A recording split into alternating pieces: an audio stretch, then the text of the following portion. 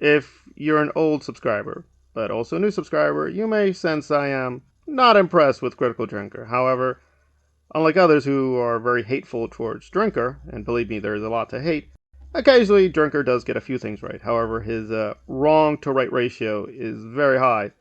So apologies, I honestly didn't mean to insult Drinker. I knew he was working on this short film based on one of his novels, but I honestly didn't keep up, and it's well, let's get to it. Was it a good trailer? No, no, it was not a good trailer.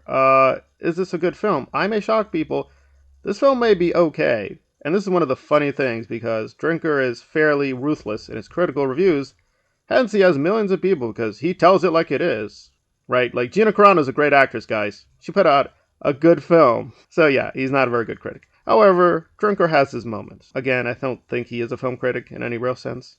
Ebert and Roper were brutal, as well as Siskel was brutal, Pauline Kael, so on and so forth, but they are also tasteful. Drinker lacks that, and this is the problem with the trailer, that it has very generic moments and generic themes and so on and so forth. I mean, I can't even say what this thing is. It seems that Drake is the hero. He's going to help some spy people, and two sexy chicks are going to help him be spy man.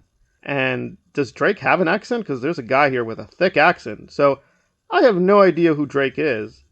They could have just put the name to the character. So it just seems the director, as well as the people here, have clearly some experience, mainly in stunt work. Although one stunt was hilarious where somebody's thrown on the pavement, it looked really bad. It looked like, what the hell is happening? So it just seems people who do have Hollywood experience. However, if you wanted a really great action genre film, this is not it. It's not John Wick, so it's not that. And I guess you're getting the Drinker flavor of his storytelling, and it's just very same-ish all the time. It's tough guy, brutal anti-hero hero man, does hero journey stuff. Okay? Does Drinker think no one has done this? It's been done quite a few times, so it's not that impressive. That said, is it the worst thing ever? Some of the comments on the trailer are pretty brutal. I think they don't know enough about cinema. This is the problem with Drinker. He doesn't know cinema either, so it's the blind leading the blind. As a trailer, I'm going to give it, like 4.5. It's not absolutely terrible, but would you spend money for this thing? Probably not. Does it show any promise? Not really, but Drinker really is not a good writer. He's not a good storyteller. He just is what he is. He's a very snarky right-wing personality. He's less extreme right-wing than other people, but he's still pretty extreme right-wing, and that's all he does. He just does extreme right-wing grifting, and this kind of shows that. It just shows a very limited intelligence how film works as a medium. It just shows very basic stuff. People draw guns, tough talk, masculine pose, and sexy woman with a gun, brandishing gun. And it's like, okay, if you want macho women gun stuff, they do that. Spy terminology stuff, fine.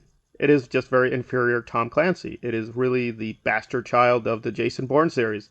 But I've seen the Jason Bourne series in theaters. I loved it. This is nowhere near that quality or even conception. It is just what it is, Drinker at his best, which is not very good.